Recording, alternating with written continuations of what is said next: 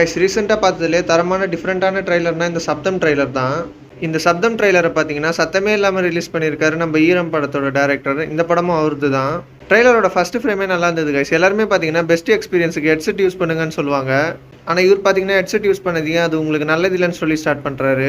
ஸ்டார்ட்டிங்ல பார்த்தீங்கன்னா, ஒரு சுருட்ட முடி பொண்ணு காட்டுறாங்க. அவங்களுக்கு காதுல ஏதோ சத்தம் கேட்கிற பிரச்சனை இருக்குன்னு சொல்றாங்க.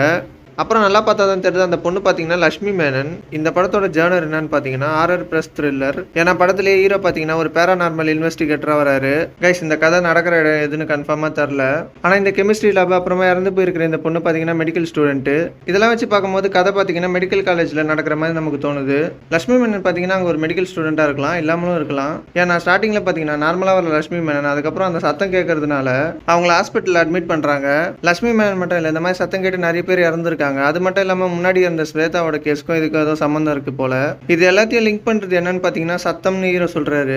சத்தம் சொல்லிட்டாலே அதுக்கு ரொம்ப ரிலேட்டடா இருக்கிற வவ்வால படத்துல காட்டியே ஆகணும். டேரக்டர் அதை மிஸ் பண்ணல. படத்துல பார்த்தீங்கன்னா ஹீரோ வந்து முன்னாடி நடந்த ஸ்வேதாவோட மரணத்துக்கும் இப்போ நடக்கிற மரணத்துக்கும் சம்மந்தம் இருக்கா இல்லையான்னு தான் சர்ச் பண்றாரு.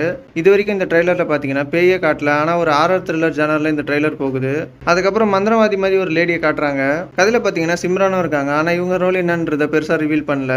படத்துல பார்த்தீங்கன்னா ஹீரோ கையில மருந்து மாதிரி ஒன்று காட்டுறாங்க, அது இம்பார்ட்டன்ட் ரோல் ப்ளே பண்ணுது. ஏன்னு பார்த்தீங்கன்னா அதே மாதிரி மருந்து பாட்டில் வச்சுட்டு இன்னொரு ஒரு கேரக்டர் இருப்பாரு. இது ஒரு சைடு இருந்தாலும் படத்தோட மெயினான கான்செப்ட் சத்தத்தை யூஸ் பண்றது தான். ஸோ இப்போ நடக்கிற இந்த மர்மமான கொலைகளுக்கும் சத்தத்துக்கும் ஏதோ சம்மந்தம் இருக்குன்னு ஹீரோ நம்புறாரு.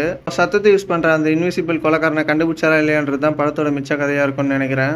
ஆஃபீஸில் பார்த்தீங்கன்னா இந்த மாதிரி என் ஃப்ரெண்டு வந்து சொன்னான் ட்ரெய்லர் நல்லாவே இருக்கு, இதுக்காகவே நான் தேட்டருக்கு போறேன்னு. இவன் இப்படிலாம் சொல்ல மாட்டானே, அப்படின்னா தான் இந்த ட்ரெய்லர்ல இருக்குன்னு இந்த ட்ரெய்லரை பார்க்க வந்தேன். இந்த ட்ரெய்லரை பார்க்கும் போது நம்மளே தேட்டருக்கு போக வச்சிருவாங்கன்னு தான் நினைக்கிறேன். கைஸ் இதான் ஒரு நல்ல ட்ரெய்லருக்கான எக்ஸாம்பிள். ஒரு நல்ல ட்ரெய்லர் பார்த்தீங்கன்னா ஆடியன்ஸ் தேட்டருக்கு புல் பண்ணும். இந்த ட்ரெய்லரில் பார்த்தீங்கன்னா மாஸ் சீன், மாஸ் பிஜிஎம் அந்த மாதிரி எதுவுமே கிடையாது. ஆனால் இந்த ட்ரெய்லர் பார்த்தீங்கன்னா நல்லாவே என்கேஜிங்காக இருக்கு. படத்தை போய் பார்க்கணும்னு நினைக்கிறவங்க போய் பாருங்க. 28 இந்த படம் ரிலீஸ் ஆகுது.